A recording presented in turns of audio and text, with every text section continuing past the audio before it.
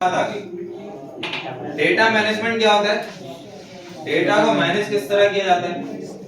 Data management deals with managing large amount of information which involves both the storage of information and the provision of mechanism for the manipulation of information। अच्छा, simple words में data management क्या कहलाता है कि data को किस तरह से, लार्ज अमाउंट ऑफ डेटा को किस तरह से मैनेज किया जाए, किस तरह से रखा जाए डेटाबेस के अंदर। ठीक है, अब एक तो आपके पास प्रोविजन ऑफ मैकेनिज्म हो गया और एक आपके पास क्या हो गया, प्रोविजन ऑफ मैकेनिज्म किसके लिए? मैनिपुलेशन के लिए। मैनिपुलेशन जब करनी है डेटा की तो किस तरह से उसको स्टोर करना है। ठीक है, उसका स्टोरेज क्या है, कहां पे हो रहा है? डेटाबेस के अंदर हो रहा है। अब डेटाबेस के अंदर स्टोर करने के लिए आपके पास दो टाइप्स के सिस्टम होते हैं। डेटा को स्टोर करने के लिए दो तरीके के आपके पास सिस्टम होते हैं। कौन कौन से? एक फाइल बेस्ड सिस्टम होता है और एक डेटाबेस सिस्टम होता है। अब फाइल बेस्ड सिस्टम और डेटाबेस सिस्टम में फर्क क्या है? देखो, फाइल बेस्ड सिस्टम जो होता था ना, वो हमारा फॉर एग्जांपल आप एक तो फिजिकल फाइल होती है, मैनुअल फाइल्स जो होती हैं। फॉर एग्जांपल एक नया यूजर आया, उसकी हमने एंट्री कर दी रजिस्टर में या फाइल में, और उसको हमने फाइल के अंदर डाल के उसका पेपर फॉर्म डाला उसका फाइल के अंदर, उसको स्टोर कर दिया। एक हमारे पास रैक्स बने हुए होते हैं और वहीं पे हमने डाल दिया। ठीक है, एक शेल्फ जो बना होता है आपका। बोर्ड ऑफिस में ज्यादातर ये प्रैक्टिस फॉलो होती है क्योंकि वो अभी तक पीछे ही चल रहे हैं, 30 साल पीछे चल रहे हैं माशाल्लाह से। तो वही प्रैक्टिस फॉलो करते हैं कि वो क्या करते हैं, रजिस्टर बने हुए सबके और उसको अपग्रेड भी नहीं करते वो कभी जिंदगी में, कि भाई उसको ऑटोमेट करते हैं, सिस्टम पे ले आए। नहीं, सिस्टम पे नहीं लाना उनको, वही कॉपी पेंसिल का ही काम करना उनको। तो वो क्या करते हैं, अब जैसे फॉर एग्जांपल आप अपना सर्टिफिकेट लेने का इंटर का या मैट्रिक का, वो क्या करेंगे, किस तरह देते हैं? पेपर पे देते हैं, एंट्री कर देंगे। पहले तो एंट्री करते हैं, उसके बाद आपका जो नंबर है, एनरोलमेंट नंबर, उससे सर्च करते हैं। कहाँ पे करते हैं? सिस्टम पे, शेल्फ। उनके पास पूरा एक रूम बना हुआ है इसका। वो रूम में उनके पास आपने देखा होगा कितने सारी फाइल्स रखी हुई होती हैं। और अगर फॉर एग्जांपल आग लग गई, क्या होगा? खत्म। कोई रिकॉर्ड ही नहीं है, सारे सर्टिफिकेट खत्म, बैकअप नहीं है। पहला तो आपका फेलियर ही आ गया, बैकअप नहीं हो सकता वो। दूसरा क्या होगा आपके ख्याल? अगर गुम भी हो सकता है, फाइल गुम भी हो सकती है। क्या हो सकता है? गुम। रिकॉर्ड गलत लिख सकते हैं सर, एंट्री गलत हो सकती है कुछ इस तरीके से। एंट्री गलत हो सकती है, ये भी एक फेलियर हो गया। और अच्छा, ये किस में कंसीडर करेंगे हम? ह्यूमन एरर हो गया इस नंबर। ठीक है, और ये ह्यूमन एरर में आ गया क्योंकि एक इंसान गलती कर सकता है। भाई, इंसान तो है खता का पुतला। फॉर एग्जांपल उसने नाम की स्पेलिंग गलत लिख दी, अनपढ़ था, थोड़ा सा ज्यादा अच्छा नहीं पढ़ा होता उसने, नाम की स्पेलिंग उसने गलत लिख दी, या फिर कोई एडिशनल उसने कैरेक्टर लिख दिया है। ठीक है, ये बात मैं ई से लिखता हूँ, उसने आई से लिख दिया, मेरा नाम गलत हो गया। हो सकता है दूसरा बात भी आई से लिखा हो, तो दोनों में फर्क ही नहीं कर पाएगा। मैं इसलिए ई से लिखता हूँ अपना नाम मोस्टली। तो अच्छा, मेरे नाम की स्पेलिंग में करते हैं ये लोग ना, वैसे आता मेरा नाम आई से ही, मैं ई से लिखता हूँ। हाँ, तो वो जो है ज्यादातर लोग क्या करते हैं, आई से लिख देते हैं। जहाँ भी एंट्री करवाता हूँ ना, नया एनरोलमेंट नहीं होती है, तो वो ई से आई से लिख देते हैं, तो फिर मैं उनको करेक्ट करता हूँ। तो ये क्या है, ये ह्यूमन एरर। एक तो एरर ये वाला आ गया, बैकअप का इशू आ गया। और क्या हो सकता है, सोचो बेहतरीन। एक और नहीं, जाली वाला सीन फाइल मिस हो सकती है, फाइल मिस हो सकती है, ये भी उसी में आ गया कि बैकअप नहीं है कोई। एक और है, मैं चाहता हूँ आप लोग बताओ। हाथ तो लगवा दिया। टाइम सबसे बेहतरीन, सबसे मेन पॉइंट यही है, टाइम वेस्ट होगा और बहुत ज्यादा होगा। इतना सारा डेटा पड़ा हुआ है, अब वो भूल गया। इंसान तो भूल सकता है ना, गलती हो सकती है। अब वो एक बंदा आया बहुत सालों बाद उसके पास गया सर्टिफिकेट लेने, हालांकि उसको 2 साल बाद दे लेना था, वो 10 साल बाद जा रहा है। अब उसकी फाइल तो कहीं कॉर्नर पे जाके बैठ गई होगी, वो फाइल ढूंढेगा। और फाइल ढूंढने में पहले तो सर्च करेगा इसकी फाइल मिलेगी कहाँ। अच्छा, ये इस साल का था, इसका एनरोलमेंट नंबर ये था, तो इसकी देखेगा वो काउंटिंग कहाँ से चल रही है। अच्छा, ये वाले शेल्फ में, अब इस शेल्फ में भी पीछे है, जो पहले आगे की फाइल निकालेगा, फिर वो पीछे की फाइल निकालेगा उसकी, फिर उसमें सर्च करेगा, सर्च करके फिर वो देखेगा, फिर वेरिफिकेशन करेगा, मैच करेगा, फिर देगा। कितनी लंबी होगी? बहुत ज्यादा। और अगर फाइल बेस्ड सिस्टम हो तो जो हमारी सॉफ्ट फाइल है, यही सर्च करता था। अगर सॉफ्ट फाइल है तो क्या करेंगे, कंट्रोल F करेंगे, उसका नाम लिखेंगे, एंटर करेंगे। और ये सॉफ्ट फाइल आप किस फाइल के अंदर मेंटेन करते हैं, किस फॉर्मेट में करते हैं? इसमें एक्सेल। ठीक है, एक्सेल में करते हैं ना काम। एक्सेल में एंट्री इसी वजह से करते हैं कि आपके पास एरर ना हो। ठीक है, लेकिन एक्सेल का भी एक फेलियर है। अगर वो हो गया उसमें दूसरा फेलियर, अगर सेव नहीं किया, रिकवरी का भी इशू आ जाता है।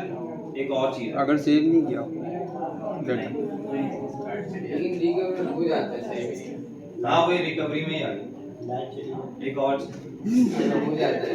एक और चीज, वायरस आ गया एक्सेल जो आपके पीसी में रखा हुआ होता है वो मेमोरी किसकी लेता है? पीसी की लेता है। एक्सेल की फाइल के अंदर जितना डेटा होगा, स्टोरेज स्टोरेज का मसला है। एक्सेल की फाइल के अंदर जितना डेटा होगा उतनी बड़ी फाइल होती रहेगी। ठीक है, लार्ज अमाउंट ऑफ डेटा को स्टोर नहीं कर सकता एक्सेल। ये फर्क। तो पहली बात कि आपका बैकअप का इशू, ह्यूमन एरर। दूसरा टाइम वेस्टेज, टाइम का इशू आ जाएगा। और तीसरा आपका क्या होगा कि आपका जो है रिकवरी नहीं हो सकती। वो भी हो जाती है सर एक। हाँ वो हो जाती है, लेकिन फिर वो नेटवर्क वालों को लगाना पड़ता है, उनको अलग सर्विस हुआ। और उसके बाद एक आपका जो एक्सेल में हमने मसला निकाला वो क्या है? स्टोरेज। स्टोरेज का मसला। ठीक है, स्टोरेज कौन सी होती है? एक तो आपके पास अब डेटाबेस में कौन सी स्टोरेज होती है? एक्सेल में आपकी स्टोरेज कौन सी है? पीसी की है। ठीक है, एक्सेल के अंदर लार्ज वॉल्यूम ऑफ डेटा को स्टोर नहीं करता एक्सेल, और डेटाबेस किसको करता है? लार्ज वॉल्यूम ऑफ डेटा को स्टोर करता है।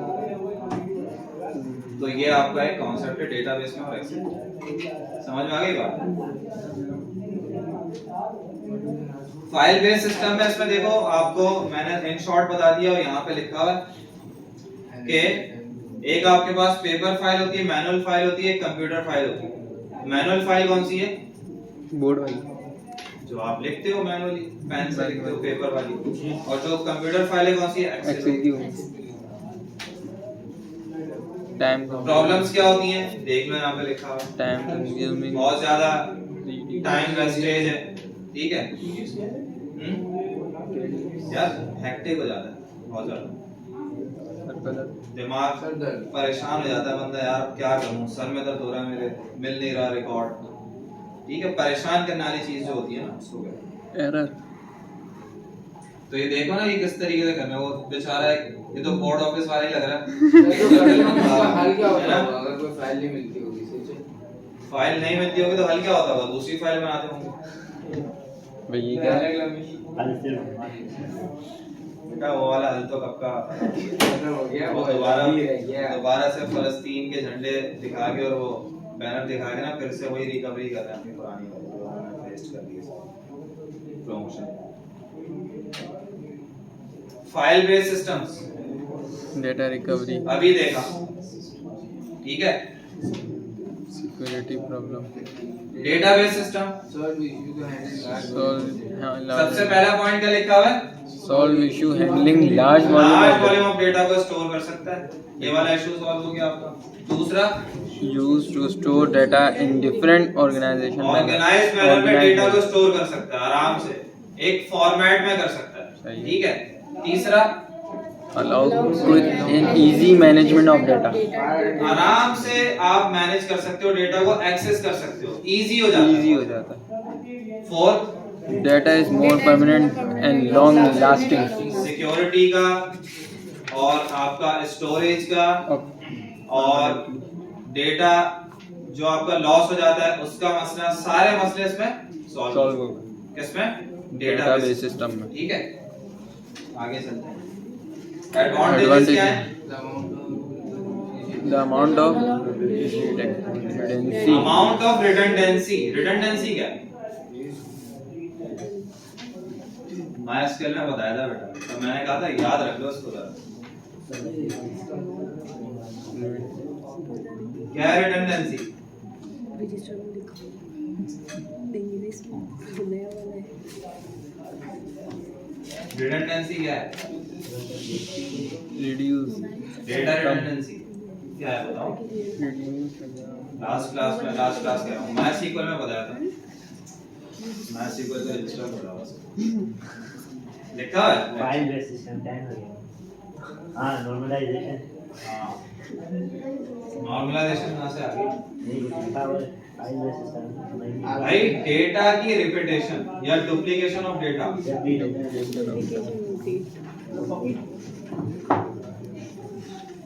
डुप्लीकेशन या रिपीटेशन।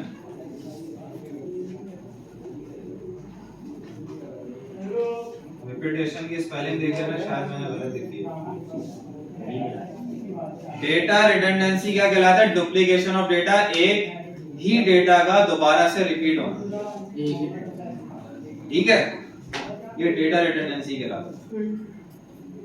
और ये सबसे ज्यादा आपके पास मैनुअल फाइल्स के अंदर होता है, रिपीट हो जाता है ना। और जब डेटा रिपीटेशन होता है तो उसमें फिर आप फर्क किस तरह करते हो? अली नाम के 100 लड़के भी हो सकते हैं, उनके आईडी नंबर से इससे आईडी नंबर आईडी से phone number ID number roll number ना, आईडी होगी वो आईडी। ठीक है, ऐसा नंबर जो के हर बंदे का अलग हो। अलग मतलब यूनिक मिस्टेक करते हैं कुछ लोग। यूनिक हो। हाँ ना, मैनुअली लिखने में तो मिस्टेक कर सकते हैं, सिस्टम नहीं कर सकता, सिस्टम डेटाबेस सिस्टम नहीं करेगा। ऑटो इंक्रीमेंट कर देगा। ऑटो इंक्रीमेंट कर दो, यूनिक बन जाएगा। सब चीजें देखेंगे अभी। ठीक है, तो एडवांटेजेस क्या है कि no more data redundancy.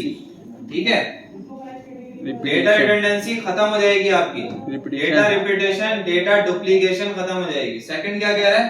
No मोर जब डेटा रिडंडेंसी खत्म हो जाएगी तो डेटा इनकंसिस्टेंसी भी खत्म हो जाएगी। ठीक है, डेटा रिडंडेंसी की वजह से ही इनकंसिस्टेंट डेटा आता है आपका। समझ में आ गई बात? जब डुप्लीकेशन बढ़ेगी तो इनकंसिस्टेंट डेटा आ जाएगा। ज्यादा प्रॉब्लम हाँ, डेटा प्रॉब्लम कर जाएगा आपका।